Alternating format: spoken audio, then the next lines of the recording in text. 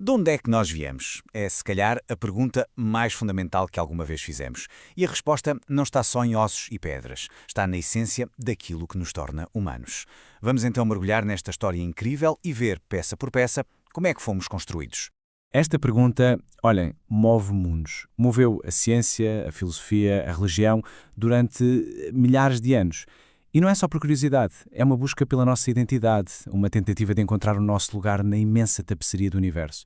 Bem, para responder a esta questão, a humanidade seguiu basicamente dois grandes caminhos. Por um lado, temos o criacionismo, a ideia de que fomos criados por uma força divina, uma narrativa que encontramos em textos sagrados.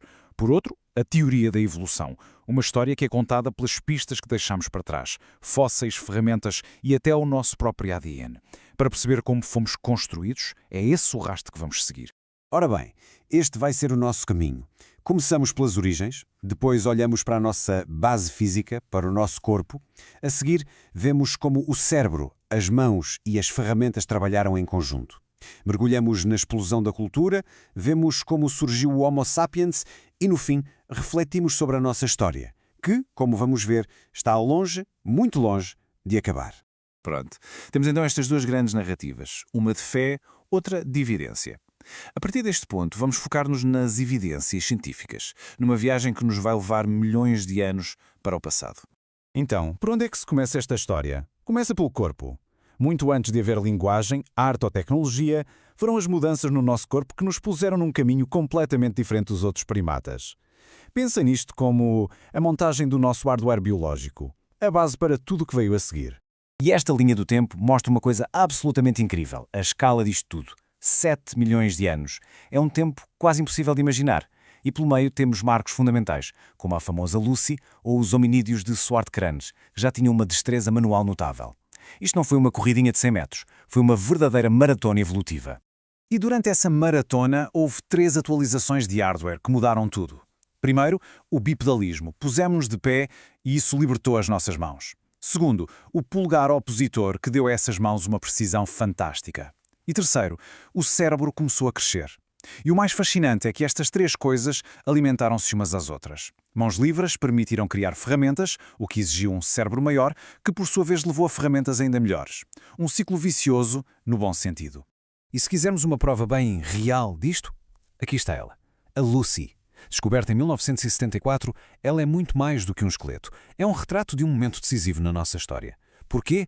Porque a Lucy provou que os nossos antepassados já andavam de pé muito antes dos cérebros começarem a crescer significativamente. Ou seja, primeiro levantamo-nos e só depois, muito depois, é que começámos a pensar de forma mais complexa. Ok, então, com as mãos finalmente livres e um cérebro a começar a crescer, o palco estava montado para o próximo grande salto. Estava na hora de começar a moldar o mundo à nossa volta. E é aqui que nasce a tal dança que nos define. A dança entre a nossa biologia e a nossa cultura. A mão humana é, de facto, uma obra-prima da evolução. Não serve só para agarrar coisas. Serve para criar, para construir, para transformar uma pedra banal num instrumento de sobrevivência. Foi, no fundo, a ferramenta original que nos deu o poder de criar todas as outras ferramentas. E esta ideia é perfeitamente resumida por esta citação da paleontologista Katarina Harvati. A destreza manual não foi só uma coisinha útil, foi uma vantagem adaptativa formidável. Deu-nos uma capacidade de caçar, construir e defender que era simplesmente impensável antes. Mudou as regras do jogo. E depois aparece o Homo habilis, o homem habilidoso. E a coisa explode. Ao criar ferramentas, ele não estava só a lascar pedras. Estava literalmente a esculpir o seu próprio cérebro. Ferramentas melhores exigiam um cérebro mais complexo. E um cérebro mais complexo era capaz de criar ferramentas ainda melhores. É a biologia e a cultura a dançarem juntas numa espiral evolutiva incrível. Com o hardware físico a ficar cada vez mais afinado, estava tudo pronto para a próxima grande revolução. E esta não foi uma revolução de ossos e músculos, mas de ideias, de símbolos e de regras. Estava na hora de instalar o software social. Esta analogia do hardware e do software é simples, mas é muito poderosa. O nosso corpo, o hardware, deu-nos o potencial. Mas foi a cultura, o software, que desbloqueou esse potencial. A cultura é, no fundo, o sistema operativo que corre no nosso cérebro e que nos permite cooperar, comunicar e criar sociedades complexas. E quando falamos de cultura, esta definição, que já tem mais de 150 anos, ainda acerta em cheio. Cultura é tudo aquilo que nós aprendemos por viver em grupo. Conhecimento, arte, leis, costumes. Nós não nascemos com isto, nós adquirimos. E é isso que nos permite adaptar muito, mas muito mais depressa do que a evolução biológica alguma vez sonharia permitir. E uma das primeiras versões deste software foram os mitos. Mas não pensem que eram só historinhas para adormecer. Como explicou o antropólogo Levi Strauss, os mitos eram ferramentas essenciais. Primeiro, explicavam porquê que o mundo era como era. Segundo, organizavam a sociedade, definindo regras. E terceiro, davam conforto e estabilidade num mundo que era muitas vezes assustador. E estas regras sociais foram muito para além dos mitos. Pensem numa coisa como o tabu do incesto, que é praticamente universal. Pensadores como Freud argumentaram que estas proibições nasceram de conflitos psicológicos muito profundos. A cultura tornou-se, assim, uma ferramenta para gerir os nossos próprios instintos e garantir a coesão do grupo. Foi a primeira vez que estávamos a usar ideias para regular a nossa própria natureza. E assim, juntando o hardware biológico com o software cultural, chegamos a nós, o Homo sapiens. Mas a nossa chegada está, muitas vezes, envolta em mitos e ideias erradas que é preciso desmontar. O primeiro grande mito é aquela imagem que toda a gente conhece, a da marcha do progresso, do macaco que se vai endireitando até ser um humano. Bem, podem deitar essa imagem fora. Está completamente errada. A evolução humana não foi uma linha reta. Foi mais parecida com um arbusto cheio de ramos que se cruzavam. Várias espécies de hominídeos viveram ao mesmo tempo. Nós não somos o topo de uma escada. Somos apenas o último ramo que, por uma mistura de sorte e competência, sobreviveu até hoje. E isto leva-nos a outra pergunta muito comum que nasce precisamente desta ideia errada da linha reta. Se nós evoluímos dos chimpanzés, por que é que os chimpanzés ainda andam por aí? Não deviam ter-se transformado todos em humanos? E a resposta é, na verdade, muito simples e elegante.